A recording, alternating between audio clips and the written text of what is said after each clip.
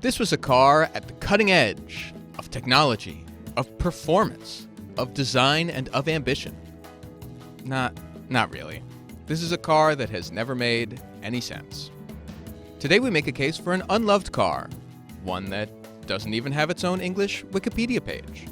A car that made no sense when new and less sense now. The bleeding edges of car design today are futuristic, all-electric power, semi-autonomous driving. Look back a few decades and you'll find a different set of goalposts.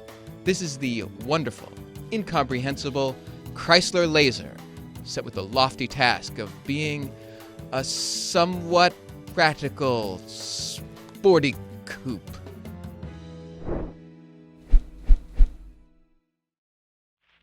In the 1960s, Detroit, and especially Chrysler, had it made when it came to nice and useful two-doors. But as the gas crises rolled in 73 and 79, Detroit had to give up its big car vices. America was desperate for something new, fresh, clean, efficient, and Detroit was ready to give it to them.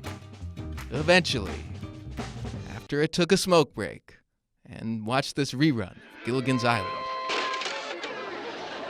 By the time the 1980s rolled around, at least Chrysler was able to sell America on a small front-drive car.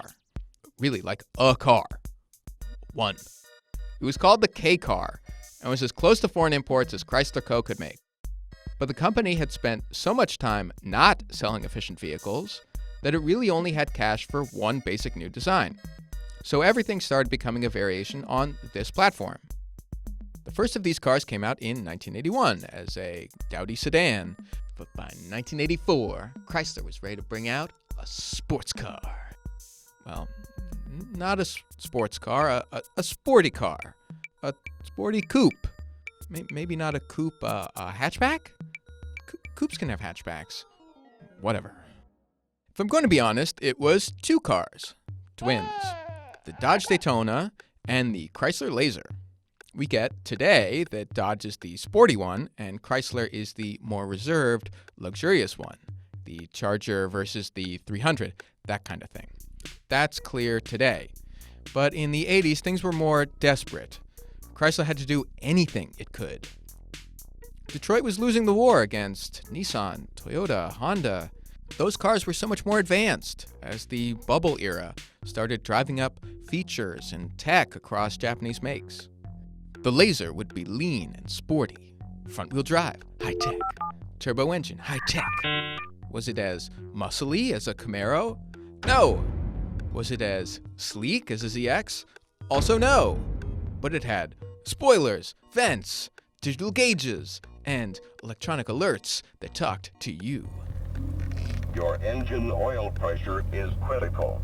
Engine damage may occur.